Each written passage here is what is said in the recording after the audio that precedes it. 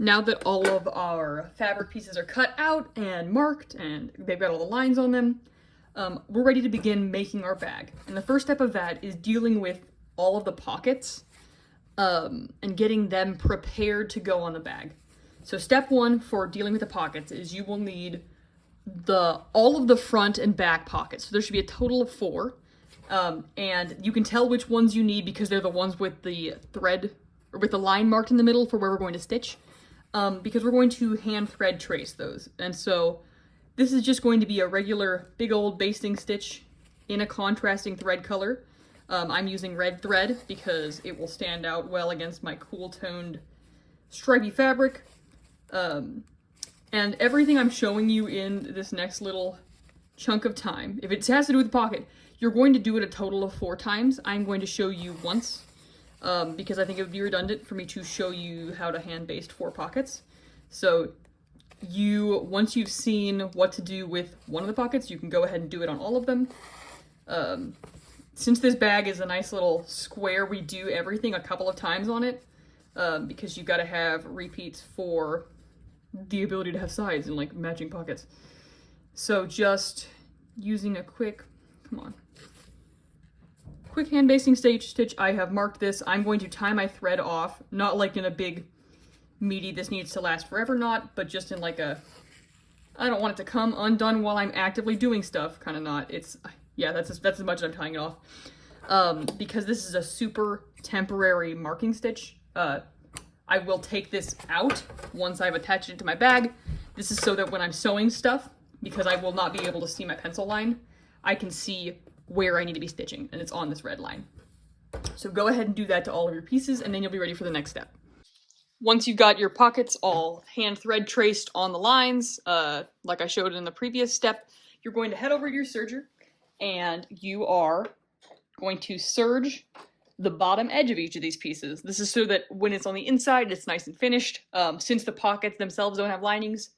So you'll want to, if you're concerned about using the serger, go ahead and rewatch the serger tutorial that I had on the channel earlier. But if you're feeling good, just go ahead and serge the bottoms of your pieces.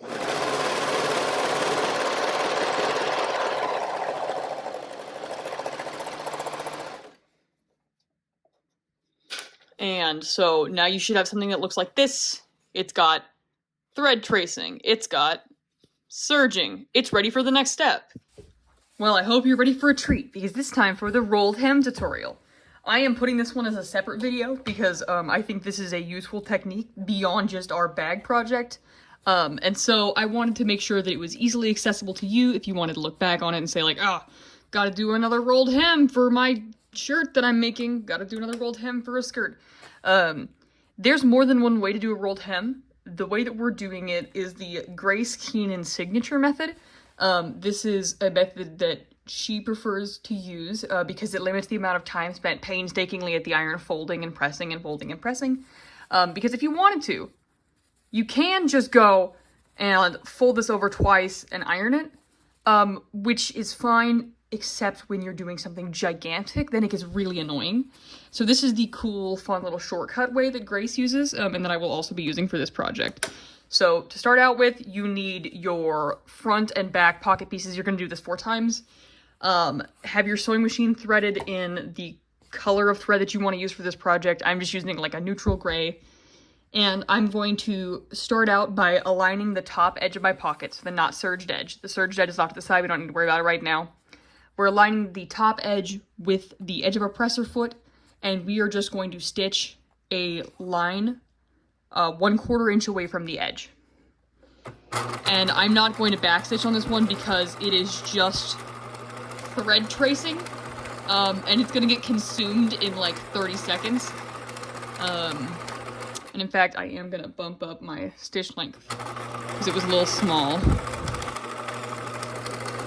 Okay, so I've got my row of stitches at 1/4 inch. And now what I'm going to do is I'm going to fold my fabric so that the line of stitches is on the edge of the fold crease all the way along.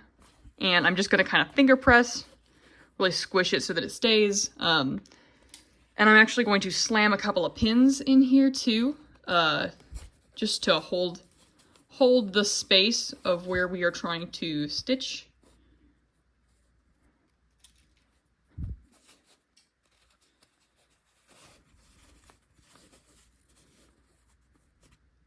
And the nice thing is with the thread there, the line of tracing we did, it naturally wants to fold on that line because it's like perforating the fabric a little bit.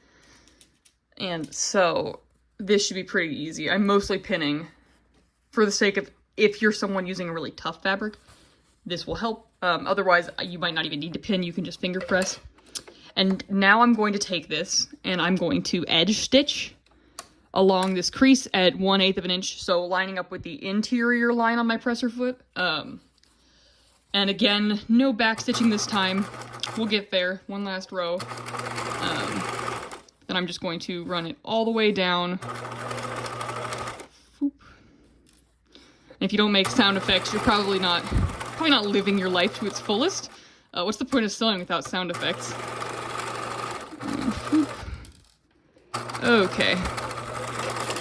And once I've gotten that there, I'm going to give it a close examination and say, does it need any trimming? Because if my fabric extends past my marked stitch line, the answer is yes, but it doesn't, which is really convenient. So if it was like hanging down, I would cut it up so that it was not going to be overhanging. And now lastly, I'm going to fold it one more time.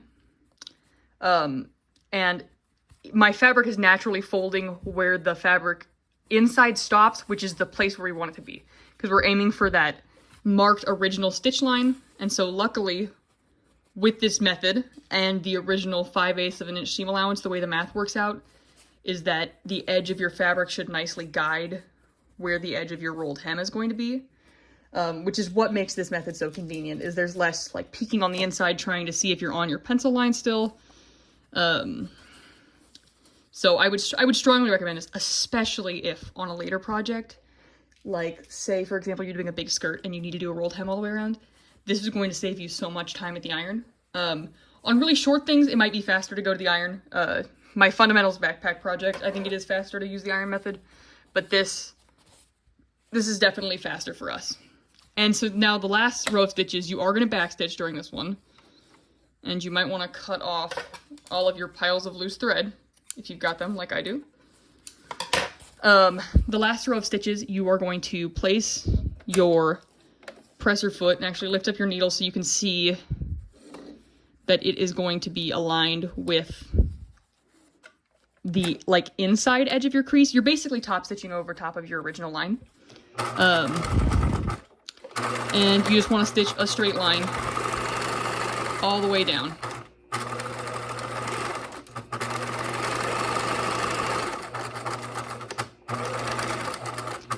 And backstitch. And this is how you do a quick and painless rolled hem. And look, it looks so nice. And on the inside, it looks good too. So that is what you need to do next on all of your pocket pieces for the front and back. Now that we've got all of our pockets roll hemmed and hand base traced and serged, we're ready to start actually attaching them. So you'll need your front and back pieces and then all of the pockets that you just did. And do bear in mind that we'll be basically repeating this process on the sides, but right now we're starting with these steps. So with the front and back pocket, there is a correction to the handout, and I will bring this up again in class because the handout is really confusingly worded on these steps, and in such a way that I personally think that I misread it, and I don't want you guys to misread it, because the way that it phrases it, it would have you putting on the pockets in reverse order, thereby making your top pocket like functionally unusable. It'd be really odd, the way that they have you do it. And so I think it's just a typo, because I do not make the handouts for this class. So we're going to start out. What I want you to do is look closely at your stitch line, if I can get the video to focus, your stitch line on this piece, and we want to align it with the top of these two lines on your back fabric, because we're doing the top pocket first and we're sewing it right sides together. So we're trying to position it so that this line matches that top line on the back, so that when we sew it, we will fold it up and it will be all nice and in the right spot and matching. So that is step 1 of this. And I will pin this and sew it and then press it up. And then I will show you a few more steps. Oop. Sorry, the angle on this one is really tough. Every once in a while, I'm filming one of these videos and I find truly the worst position possible to do it in. That's why I'm giving my camera like a little tripod hug right now, because I just... Yeah, and I'm not even in the frame. That's the best part. Well, don't worry, you didn't miss anything. It was just me struggling to pin. But if you feel confident with the way I explain this step, go ahead and skip the rest of this, or skip ahead to the part where I'm pressing. I can give you a rundown real quick. So you're going to stitch this seam once you've got it pinned, fold and press it up, and then you are going to baste the raw edges on these 2 sides, so the 2 that are not finished, just to secure it in place. And then you will do a bottom top stitch 1/4 inch away from your current seam, and then you will stitch on your thread trace line, which I will show all of that, but if you're like, yeah, okay, got it, so let me go, then go ahead and do your thing. Now I'm at my sewing machine and I've got my piece all pinned, and so if that wasn't clear before, I lined it up right sides together. We're going to fold it up like that. And this is the upper pocket, so it's on the upper of the 2 placement lines on our front piece. And now all I'm going to do is just a regular straight stitch with back stitching along this line. An optional bonus step, if you're having a hard time finding the placement line while pinning, you can always hand thread trace this placement line on the body. It would take you probably a minute, and it could save time if you're really having trouble. So I would strongly recommend that if that is a route you decide to take. And once I've got this stitched, I'm gonna head on over to the iron and show you guys what happens next. This is where the magic begins. Yep, so. And it'll fold up like that when we're over at the iron. Now I'm at my little ironing table. I'm just going to do like a 2-way press version of our 3-way press on this, of once with the seam flat, and then I'm gonna flip it up and give it a once with the seam open, in quotes, as open as it's going to get. Since this is like a, well, not like it, this is a pocket and it's top applied, there is no further opening, so you don't need to do the 3rd part of the 3-way press. And now I've got my pocket pressed, I'm going back over to the sewing machine. All right, so I've got my pocket pressed. What I'm going to do now is I'm going to baste these raw edges together. So I will zoom out and show you what I'm doing in a second. But for starters, I am putting like 1 pin at the top of the pocket on either side so that I can be sure it's all smooth when I am, here we go. When I am stitching it in there, I don't want any weird pocket bubbles that will make our bag look lumpy and strange, which is just not really what we're going for.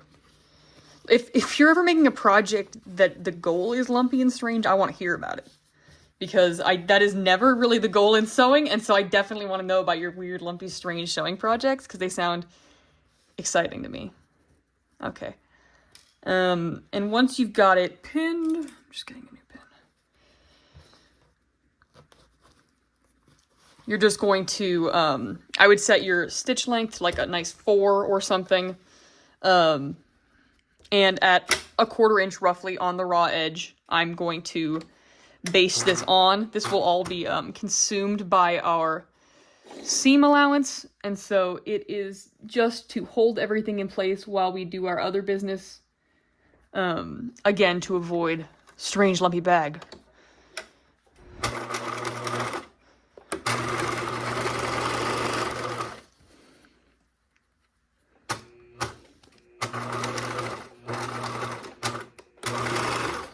And I am top stitching this, but technically you don't have to, it's just a basting stitch. I'm top stitching it because I started doing it by instinct before I made that choice. And so the same thing on the other side, 1/4 inch in,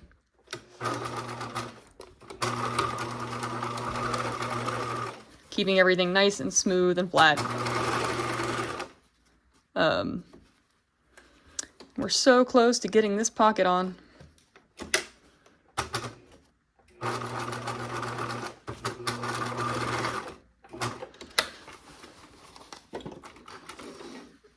Okie dokie.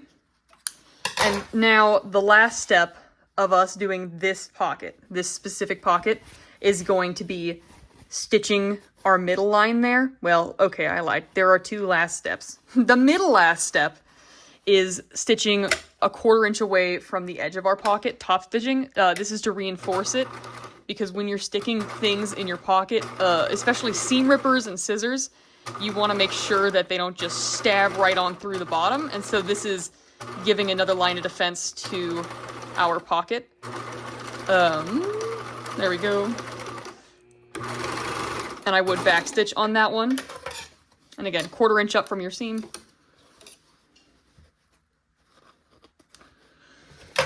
And now, our legitimately last step of this pocket is stitching on that hand thread trace line and then pulling that thread tracing out. You might be saying, Abby, that sounds like 2 steps, but emotionally it can be 1 step if you just think about the fact that it's all about making this pocket have a middle divider. So I just lined it up right there, directly over top of where my red thread line is. And I am definitely backstitching on this one. And then I'm going to clip it free and pull out those thread tracing lines, and then I am home free on this pocket. And again, this is one of those scenarios where you just repeat the same step multiple times. For the rest of the bag fronts, you're going to do obviously this exact same step on the back of your bag with the upper pocket. And then we're going to repeat everything we just did with the lower pocket, the only difference being that it's going to be that on that lower line, and with the pattern piece number 2 instead of number 3, which is what we were just using. And as you can see, you might have to kind of like reef some of your thread tracing out because it gets stuck under our seam line, but I will do that off screen. So this is what your pocket should look like. Take it over to the iron for one last press and then attach the rest of them.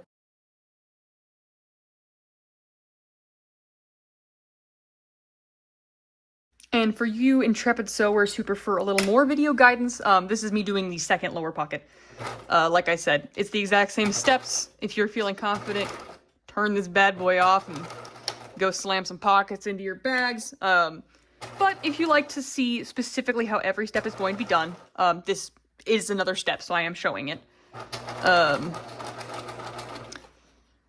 not going to show the exact duplicates of this, but like I said, this one is the lower one. So there's another pocket up top here, which doesn't really change things, but emotionally it makes it a bit of a different step. So I lined it up with the bottom line, and now I am just stitching. I really carefully pinned it so that it was all flat, and also that the lines were lined up.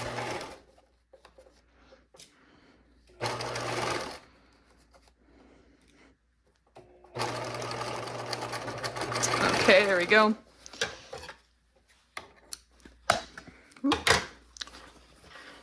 And I'm going to go iron this. I'm doing it the exact same way, so I'm not going to video that. I will just be back here in a second to show you the rest of this bit. So I went and I ironed and came back. I put pins to hold my second pocket up, and now I'm going to do the exact same sewing steps I did in the last one, but on this one. So I'm going to baste my raw edges down at 1/4 inch, which is what I pinned off screen. I just put a pin at the top of each of these to hold things in place. There we go.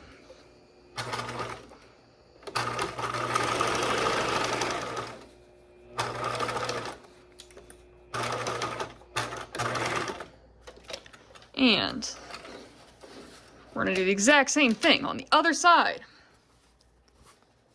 And you'll notice I keep rotating my piece so that I'm always sewing with the opening of the pocket moving away from me.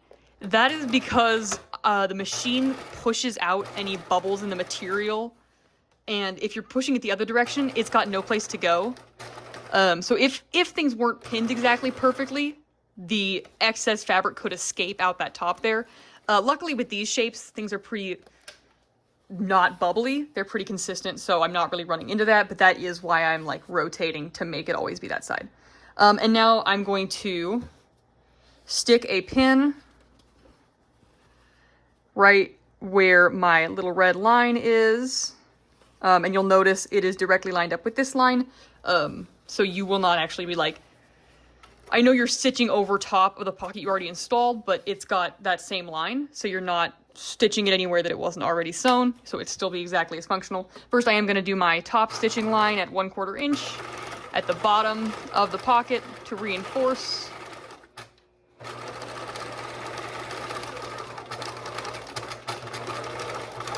And back stitch on this one. And I'm clipping myself free. And then one more time,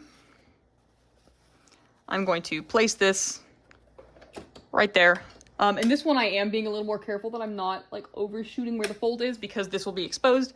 And so I want my bag to look really nice and neat, so I don't want to go overshoot my stitch line. Pulling that pin out.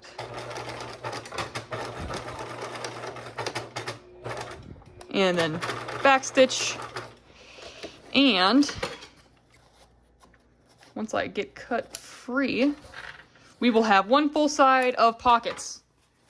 Here it is. This is how many, what your pocket should look like. You've got like 4 pockets per side, which is what makes this bag so fun. So you need to go and repeat this on your back piece, and also the exact same process will occur on your side pieces. I might make a little quick video for that just so that you guys can feel strong and confident in everything you do, but it's the same process. So if you're feeling brave, you can just, charge boldly into the unknown. Good luck.